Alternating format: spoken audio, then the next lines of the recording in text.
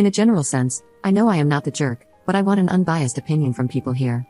I, 42F, have 3 sons, Jamie, 16M, Matt, 12M, and Paul, 10M, with my husband, Charlie, 45M. My middle son, Matt, is a little different from his brothers. His brothers like things that are typically meant for men, like sports, gadgets, video games, and so on. But Matt is different. He is not a big sports fan. He likes reading and painting. He doesn't mind doing things that are typically not for boys. Another thing about him is that he is passionate about food. He has been like this since he was 6. He would often come to the kitchen to see me cook and often offer to help. I don't let him do heavy things like cutting or standing too close to the fire, but he would be a helping hand. I call him Ramsay Jr., after Gordon Ramsay. Honestly, I like this arrangement because while I am doing all the cooking, my other boys are in their rooms. My husband, on the other hand, is not impressed by Matt. He is a proud father of 3 sons and often likes to do stuff with them, such as teaching them how to play baseball, playing video games, wrestling, and watching sports. But Matt is not interested in any of those things. He has said over and over again that those typical things do not interest him. My husband would still force him to do it because he thinks it is more important for him to do things that are more masculine with his brothers because it creates a bond. I have tried several times to convince my husband to let Matt go and let him do his thing. We eventually reached a compromise that Matt will do sports and other stuff with them once a week so that he is in touch with his brothers, and the rest of the time he can do his own activities that he likes. My husband really doesn't like that Matt would rather stay in the kitchen with me, being my helping hand, rather than with him and my other boys. He sometimes tries to criticize him by saying he shouldn't be doing girly things, or he will not get in girls in the future, or he will be made fun of. The incident happened yesterday. I was in the kitchen preparing for lunch. My husband and sons were outside playing football. Paul and Jamie called Matt to come play with them, but Matt was not interested. I told him he should go play with his brothers while I do the meal prep, and he can come back during the cooking process. Matt agreed, but then he came to the kitchen after 10 minutes and started helping me. My husband was with the boys too. He called Matt several times, but Matt didn't budge. I could see it irritated him. After lunch, my husband was pissed and told me what I am doing to Matt is going to harm him in the future. I asked him how forcing him to do things he doesn't like would help him. He wasn't listening and kept saying things like he needs to be a man and stop doing girly things. He said that the way I am encouraging him to cook and bake like grandma, he would get bullied in school, and he doesn't want a son who is a sissy. I was shocked. I told him he needs to get his head out of his rear because cooking is gender neutral. There is nothing wrong with Matt wanting to cook. That is when my husband yelled and told me I am ruining our son's future. He doesn't want him to grow up weak and fragile, and he thinks making him do girly things will make it worse. He believes Matt needs to learn how to be a man like his dad and learn how to provide rather than take on feminine roles. He even suggested that just because I couldn't get a daughter, I should stop turning my son into a girl. This turned into a huge fight between us, and now he is not talking to me. Matt is sad because he thinks he is the reason why his dad and I fought. I had to assure him that it was not his fault at all. So Reddit, am I the jerk here? Or should I have just told Matt to play with his brothers and not come into the kitchen until lunch is served? Edit. One thing, I am a homemaker for now, but my husband does help me with some chores like getting the kids ready for school, driving them to school and other extracurricular activities, folding the laundry, and taking care of the lawn. So, it's not that I am totally helpless. The kitchen duty is 100% mine because my husband doesn't know or like to cook. Update 1.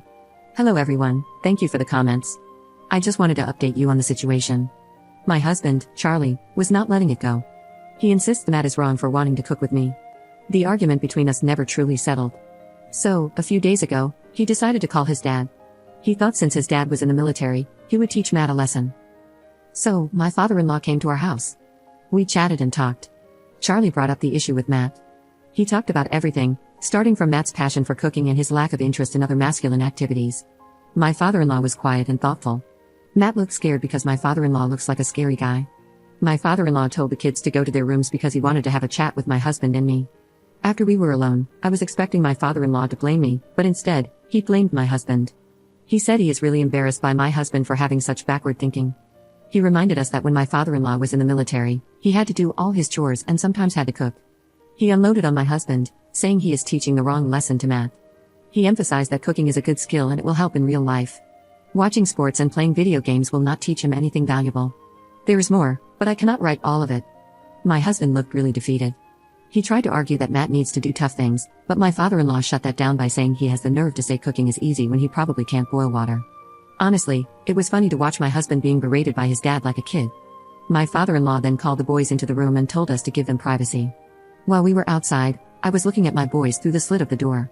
Matt looked relaxed, but Jamie and Paul's heads were down. Long story short, my father-in-law told my boys to stop bothering Matt. He also instructed them to help me in the kitchen once a week to learn how to manage a home. He encouraged Matt not to be scared and to do whatever he likes.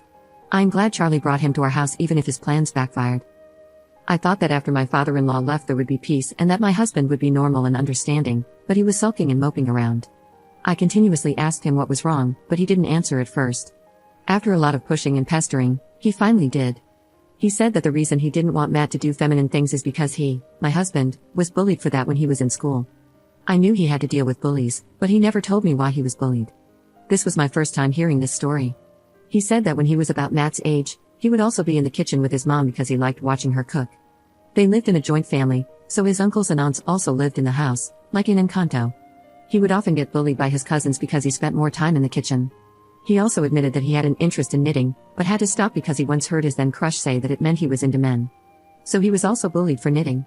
I was angry at him, but now I just pity him. I had to explain to him that we do not live in the past and that a lot of things have changed. I told him he shouldn't have to give up what he likes because of the opinions of stupid people around him. We had a long conversation about the past and present and about him becoming comfortable with the situation as a whole. He told me that he will not pressure Matt anymore. He realized that in order to prevent his kid from being bullied, he had become his own kid's bully. Things are fine now.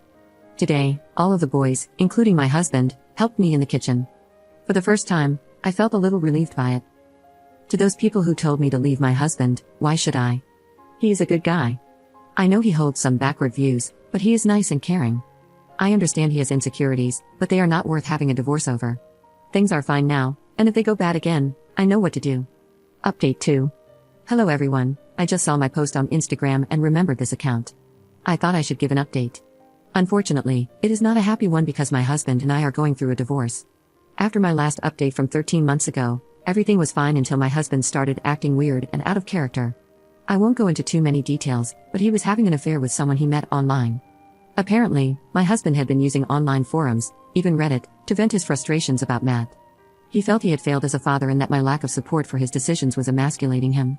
That's when he found his mistress, 35F, who poisoned his mind by saying I am not a good wife because I should obey my husband. She and my husband badmouthed me, and she even had some questionable words for my son Matt. We have been fighting a lot about this. He blames me, saying none of this would have happened if I had just respected his authority as the man of the house. He claims that his mistress understands him and knows when to shut up. I still cannot believe he would turn his back on us just because our son likes cooking. This is not the man I married. I sometimes feel sad because I have been struggling with depression for a long time. My sons are pretty depressed too. I took them to therapy, especially Matt, because he believes we are divorcing because of him. He took it hard. He even told me he would stop cooking if it meant his dad would stay with us. My other sons are also very sad, but so far, they have been understanding. My father-in-law is 100% on my side. He has been helping me with a lawyer and has pretty much disowned my husband for his behavior towards me and my kids. That's been my life. I'm struggling a lot with the financial situation. I did get a job, but it does not pay much. My soon-to-be ex has moved in with his mistress. I just hope we will see better days soon. That is all, sorry.